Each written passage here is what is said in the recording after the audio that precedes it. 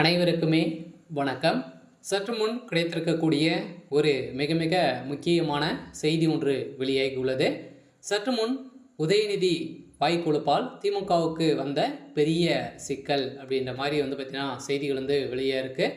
சில சமீப காலத்திலிருந்தே துணை முதல்வர் உதயநிதி ஸ்டாலின் அவர்கள் பேச்சு பார்த்தீங்கன்னா சரியில்லை அப்படின்ற மாதிரி தான் நிறைய கட்சி தலைவர்களும் அளவுக்கு மீறி பேசி வர நிலையில் அனைவருக்குமே தெரிகிற மாதிரி தான் பேசியிருந்த நிலையில் இப்போ சமீப காலத்தில் பார்த்தீங்கன்னா உதயநிதி ஸ்டாலின் அவர்கள் பேசிய நிலையில் அண்ணாமலை அவர்களுக்கும் உதயநிதி ஸ்டாலின் அவர்களுக்கும் இடையே நிறைய வாக்குவாதங்கள் மோதல்கள் ஏற்பட்டு வந்திருந்த நிலையில் உதயநிதி ஸ்டாலின் அவர்கள் பார்த்தீங்கன்னா அவருடைய வார்த்தை தவறு விட்டார். ஆனால் கெட் அவுட் மோடி அப்படின்ற சொல்லியிருந்த நிலையில் சென்னைக்கு பாருங்கள் அப்படின்ற மாதிரி திமுக சேர்ந்த அமைச்சர்கள் அனைவருமே பேட்டி மேலே பேட்டி பார்த்தீங்கன்னா கொடுத்துருந்தாங்க. இந்த பேட்டியின் அடிப்படையில் மேலிடத்தில் பார்த்தீங்கன்னா இப்போ பாஜக செய்த செயலால் அவங்க கொடுத்த பேட்டியின் அடிப்படையிலும் உதயநிதியுடைய வாய்க்கோல் பலம் திமுகவுக்கு ஒரு மிகப்பெரிய சிக்கல் நெருக்கடி பார்த்தீங்கன்னா உதயநிதி ஸ்டாலின் அவர்களுக்கும் திமுகவுடைய தலைமையகத்துக்குமே வந்திருக்கு. இதன் அடிப்படையில் தான் இப்போ அதிரடியாக திமுகவுடைய ஆட்சிக்கு ஒரு கேள்விக்குறி மாறி இருக்கு. ஏற்கனவே கெட் அவுட் மோடி அப்படின்ற மாதிரி இன்னொரு வாரம் சொல்லுங்கள் அப்படின்ற மாதிரி பாஜக பார்த்தீங்கன்னா இரு தரப்பிற்குமே அடிதடி மோதல் வரைக்கும் போயிருக்கக்கூடிய நிலையில் இதன் அடிப்படையில் உதயநிதியுடைய வாய்ப்புகளை பல திமுகவுடைய தலைமையகம் கலைத்துடுவோம் அப்படின்ற மாதிரி தான் இப்போ தகவல் வெளியாக இருக்குது. இதை பற்றி இந்த வீடியோவில் நம்ம முழுமையாக பார்க்கலாம். அதுக்கு முன்னாடி நம்ம சேனலுக்கு இப்போ தான் நீங்கள் முதல் முறையாக வந்திருக்கீங்க அப்படின்னா மறக்காமல் நம்மளுடைய சேனலை சப்ஸ்கிரைப் பண்ணி சப்போர்ட் பண்ணுங்கள். வாங்க வீடியோக்குள்ளே போகலாம்.